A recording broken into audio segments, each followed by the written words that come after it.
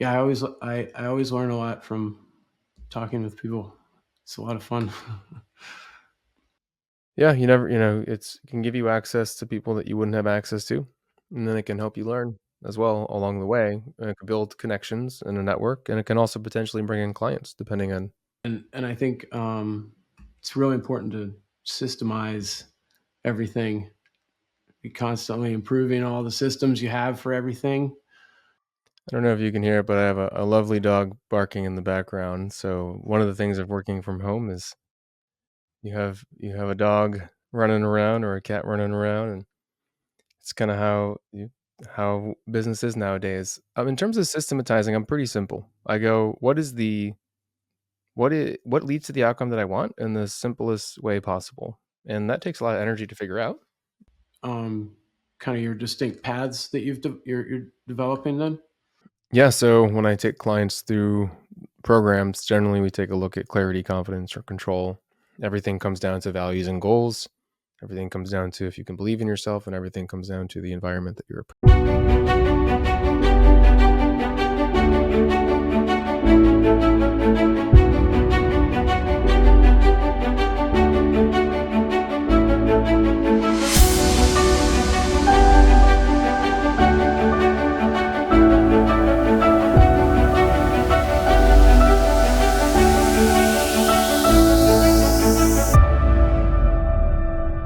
So was looking over your profile there. You've been coaching for a long time now, huh? A little bit of time. Yeah. So yeah, what's not on the profile is I actually started coaching in 2011. Serendipitously, I was at a bar just talking to some people, putting myself in uncomfortable situations, and some guy came up to me and he's just like, "Hey, I know what you're doing. You need to meet my boss." The next day, I had a meeting with like 6 people. There was Dr. Paul Dobransky, who operates kind of a men's coaching company across the world and teaches, I think, at NYU or something. And he's like, "Hey, you seem pretty good at this. You want to run my men's program?" I was like, "I never coached before." So for about so I worked for him for a year. I wrote a book, created a podcast, built a coaching business for about 5.5, 6 years in the dating space, dating and relationships and like life development for men. I never really wanted to stay in that field and kind of got roped into it just because, you start a business and you're like, I got to keep going with the business. And then so once I realized that I pretty much hated what I was doing for a living, I was working in healthcare and running this company. I closed the company down, pulled all the podcasts, still have the book up, but then pivoted completely into the world of talent, leadership, and career development, which is where I love hanging out. So then, that was like 2016, 17. So now we're here. And so you started doing more group coaching then, I guess. So you were. Did you progress from one on one? Were you doing one on one with the romance coaching? Yeah, always one on one, except for the men's stuff was more like like a weekend immersion and leader. I mean, I guess you could say the same thing with like leadership coaching now. There's corporate workshops and there's things that you do where it's a group, but all my coaching is one on one. When I pivoted in 2016, I didn't actually know what I wanted to do from a coaching perspective. I didn't even know I wanted to be a coach. I went back and got my doctorate, and in that program, developed some new systems. Became an expert in the realm of organizational leadership. Blended my interest in career development and creating a world where people can truly feel a little bit more proactive in their careers and at work. And so then built a practice around there, a one-on-one practice. Like the corporate stuff, that's generally like trainings and things. Those are groups that don't really consider that coaching. Okay, I see. So what was that like starting out? I mean, that sounds like such an abrupt start as someone tells you in a bar that you're good at it, and you kind of start your own company from that. Yeah, so I had a little bit of an entrepreneurial spirit. So when I was a kid, my dad was an entrepreneur. He had his own little Mr. Fix-It business, and he would like my first job was going with him to job sites. And when I say job sites, I mean people's homes or an office in a building, to change a toilet or to put up some drywall and do stuff like that. And so I kind of learned that like you don't work behind a desk.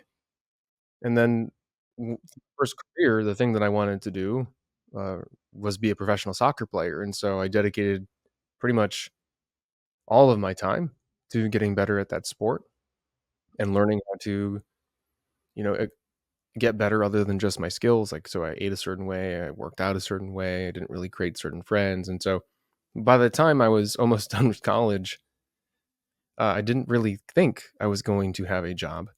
Now, the one thing that I actually did care about was nutrition, but they canceled my major about halfway through school. So I didn't really have a lot of like an idea that I wanted to work behind a desk.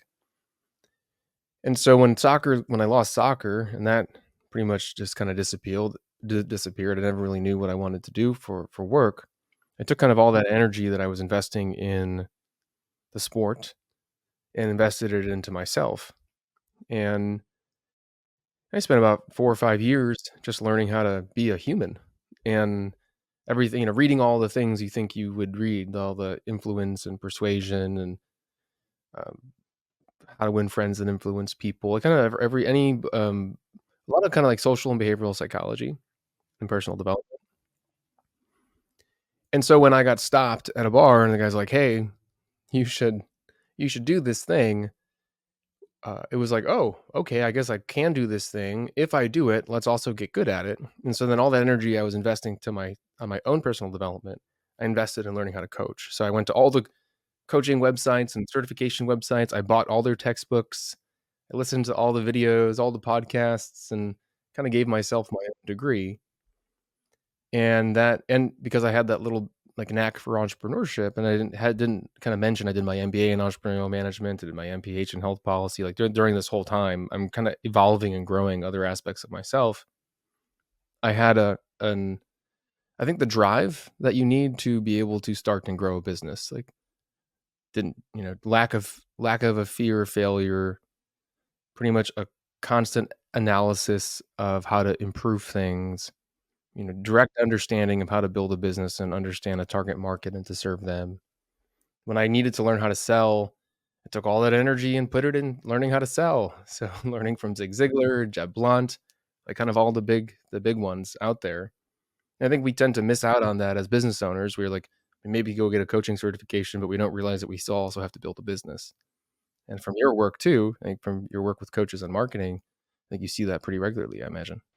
Yeah, yeah, for sure. And it that was one of the things actually that I kind of gravitated towards because I was following so many marketers and trying a lot of stuff with internet marketing before I started coaching, and I was noticing that all the marketers were also coaches. Um, and so I got into the habit of getting up and studying in the morning. I really like to work out and study in the morning and get up early and get a lot of my day done before everybody else gets out of bed.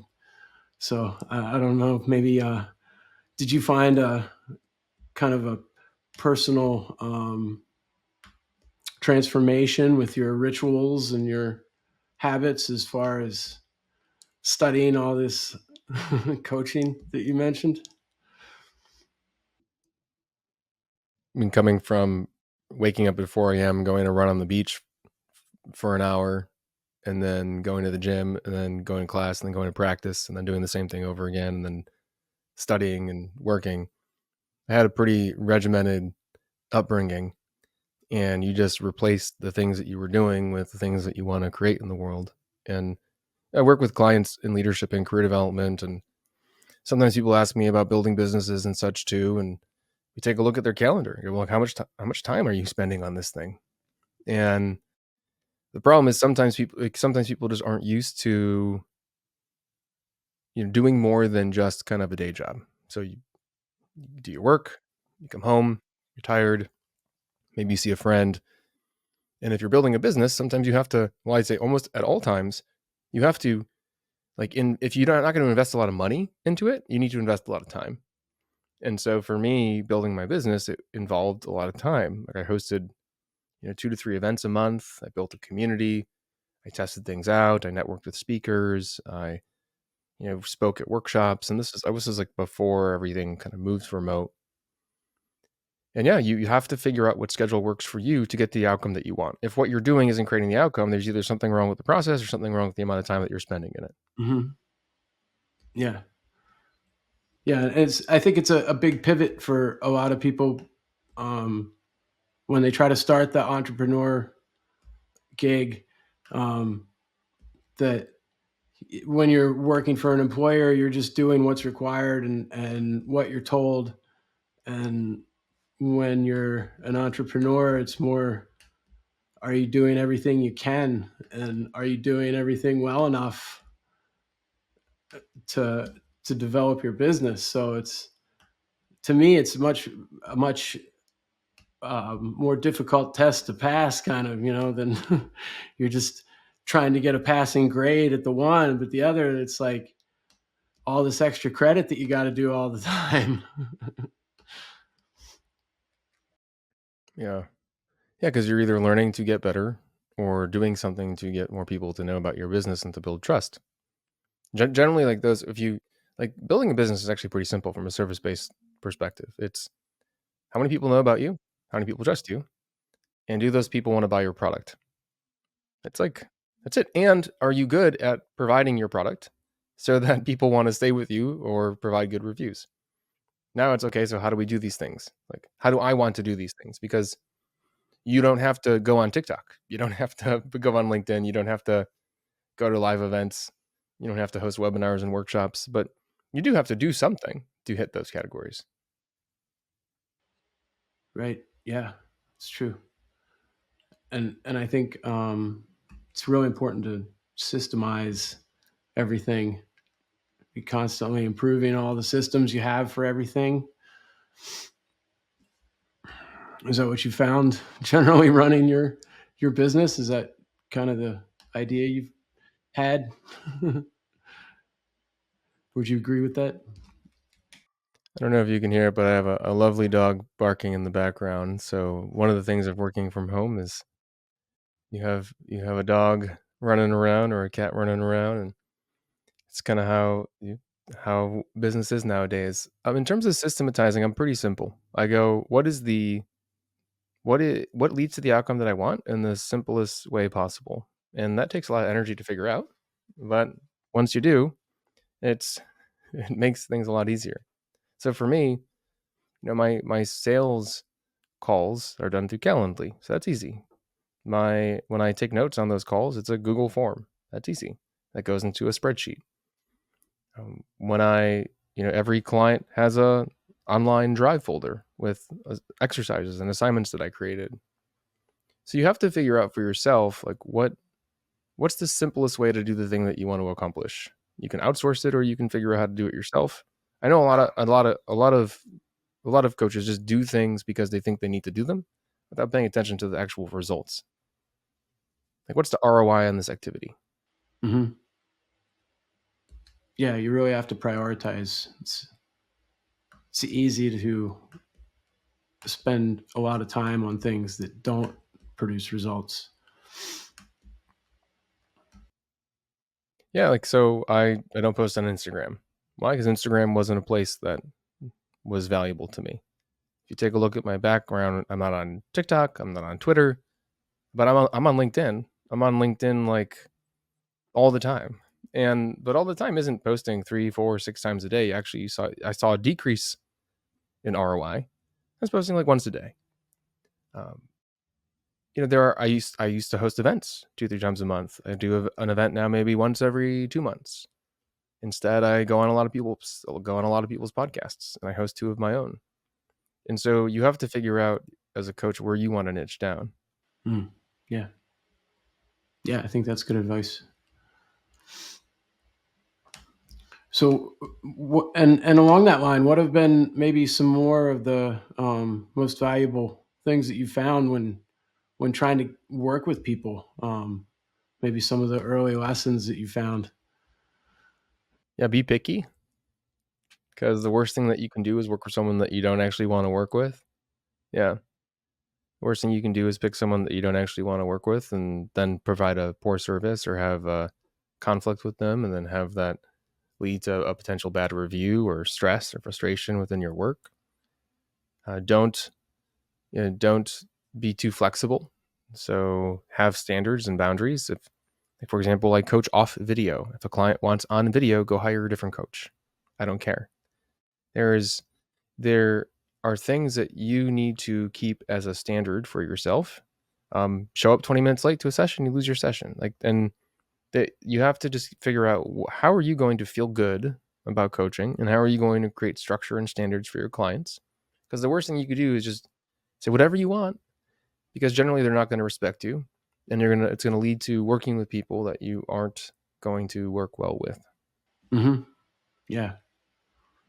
Yeah. For me, I think I like to think about how I want to show up, how I want to be seen.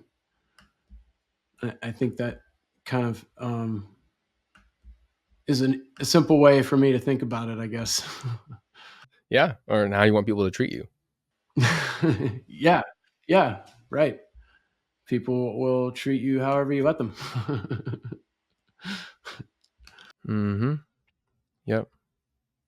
The other piece is when I first started coaching, it's like a level of confidence that you have in yourself. Like you're going to get better over time. You need to reduce the expectations that you have for your own business and for yourself and how you show up, and not look at other people, not look at other people's socials, not look at the other people's websites.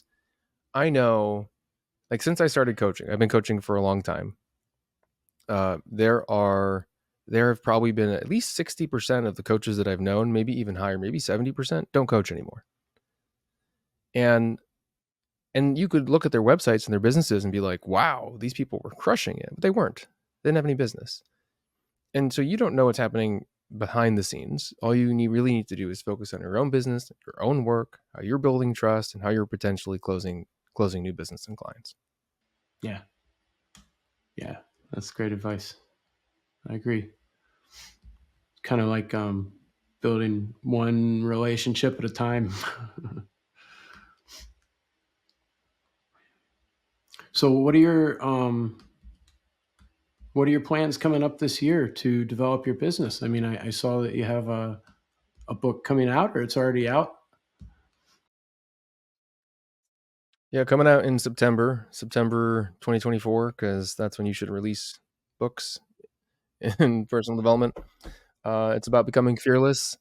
It's I don't I don't like fluff, so it's basically straightforward, actionable strategies in the form of one-page tips. So each page is a different tip on becoming fearless in your personal and professional life, and people need to take action. So you get a tip, and you actually have to go do something with it.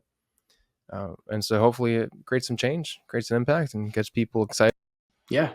Yeah. Definitely. It sounds really good. Um, so I'm also wondering about, you mentioned how you evolved your coaching. Um, how did that come about that you switched sort of from one niche to the other? Well, anything that you kind of stumble into generally isn't the thing that you really care about. And I stumbled into that because of a random occurrence, and it wasn't really what I wanted to do, and it wasn't who I wanted to be. And so there was some misalignment with it in myself, and I just went with it because it was making money and it was something that I was building. And I should have stopped it a lot earlier. I think that was the one thing that I learned, is that I really should have not kept it going.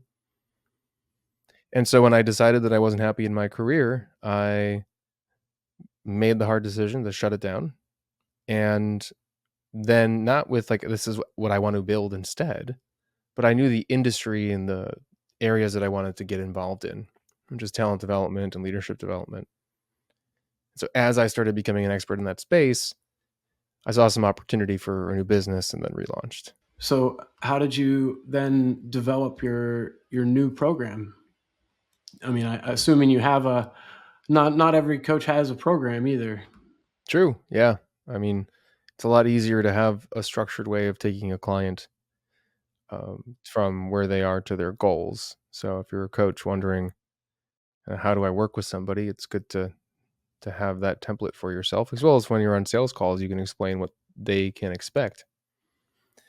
So the first system was created on the back of a napkin on an airplane flying to to Los Angeles for a weekend of classes for my doctoral program, and was writing down words that I thought represented why someone was fulfilled and successful and aligned in their life.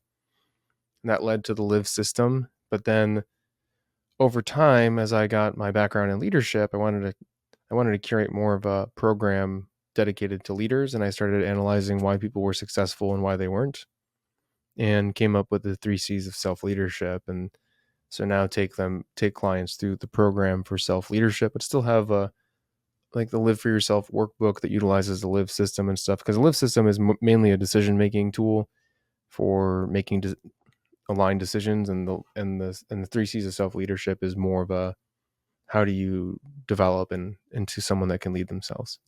Mm, okay, awesome. So those are um, kind of your distinct paths that you're developing then. Yeah, so when I take clients through programs, generally we take a look at clarity, confidence, or control. Everything comes down to values and goals. Everything comes down to if you can believe in yourself, and everything comes down to the environment that you're a part of. Mm, yeah, yeah, that makes sense. So do you usually fit your program into 12 weeks? I mean, that can be hard to make life happen and results happen in, in a set amount of time.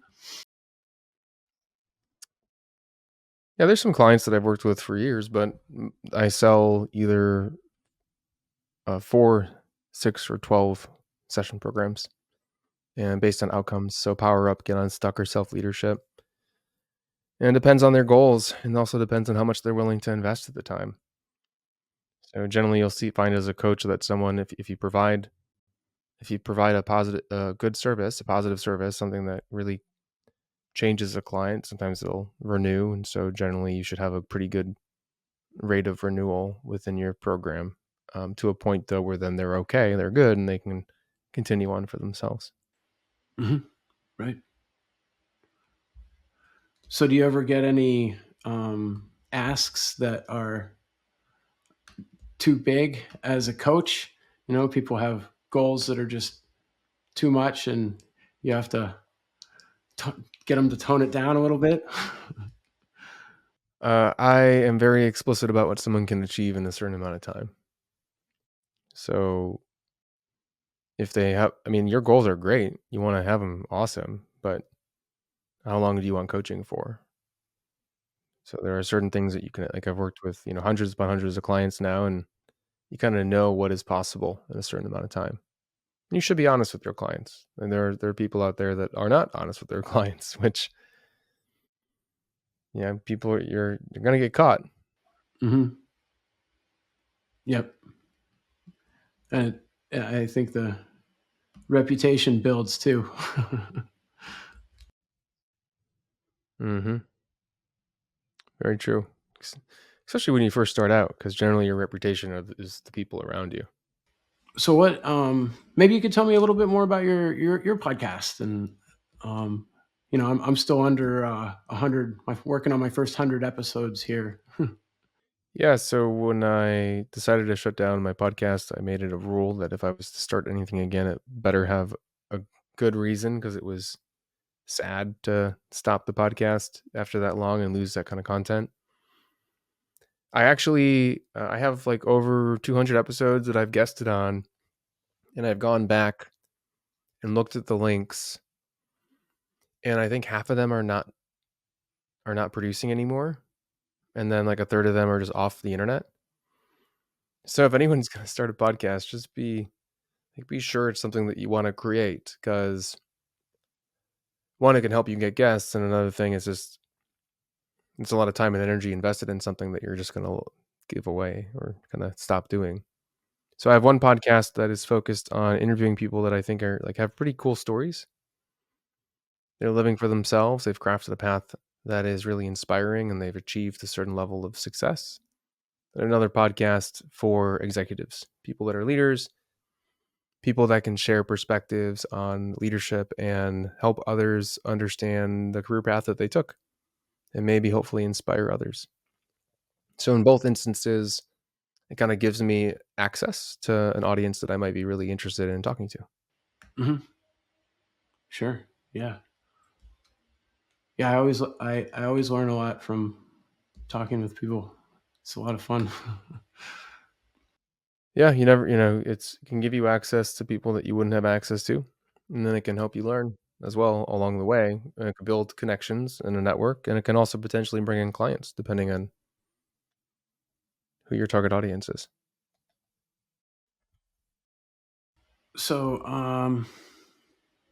I wonder, was there anything else you wanted to bring up today, or talk about here in this space?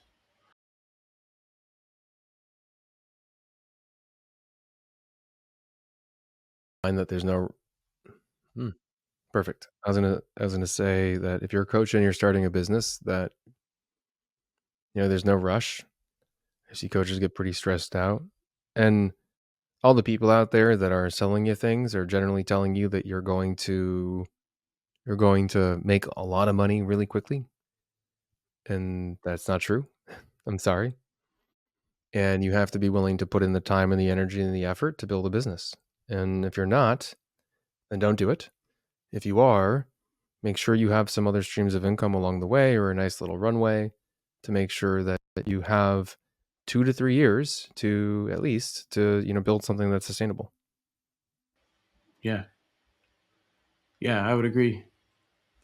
You have to keep working on it when it's not what you feel like doing anymore.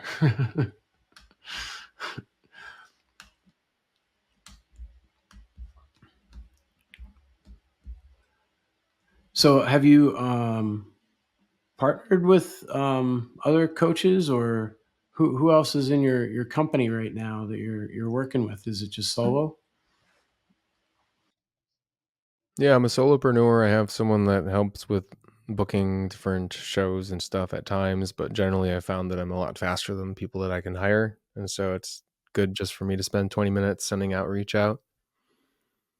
I have partnered with a couple other companies for contracting work. So at times I'll do some work for some other career and leadership coaching organizations just to kind of see what they're doing, how they're marketing themselves, to meet other coaches.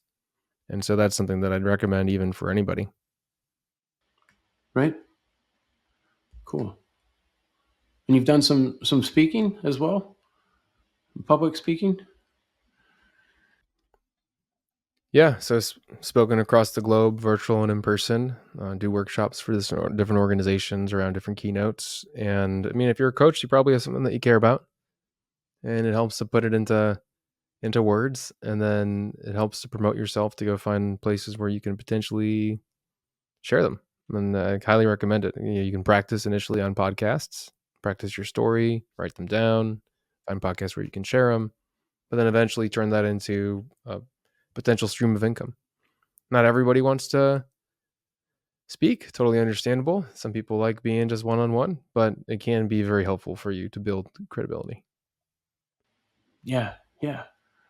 Uh, there's so much power in stories. It's so, I think it's so ingrained in our psyche from so much evolution that I think once people get kind of a feel for uh, telling their story and how much power there is in that, I feel like a lot of people really take off from there once they realize um, how empowering that can be to help people through your own story. So if people want to get a hold of you, it sounds like LinkedIn is the place to look. I, Yeah, go to liveforyourselfconsulting.com first to find out all the things about me and our work, and then go to LinkedIn as well. If you want to check out the book, go to liveforyourselfconsulting.com/becoming fearless too. Those are all the fun links you can find everything at. nice, great, excellent. I'll check those out myself. I want to see. I want to get into your book here. We'll have to maybe we'll have to trade copies. Yeah, it sounds good. I think mine should be out June 6th. It's looking like right now. So I'll keep you posted. It's pretty soon. Yeah, yeah. Very cool. Well, I really appreciate you taking the time to speak with me today, Dr. Ritter. And Yeah, thanks for having me, Karl. I'd be glad to have a follow up conversation sometime. If you want to be a guest again, or maybe be on an event with me, I'd love to have you around. Yeah, please send me a message. Let me know. Okay, we'll do. This show will be. I'll send you links. Will be on YouTube and Spotify here in about a week or two. Very cool. Okay. Have a beautiful weekend and day. Okay. Yeah. You as well. Thanks again. Take care.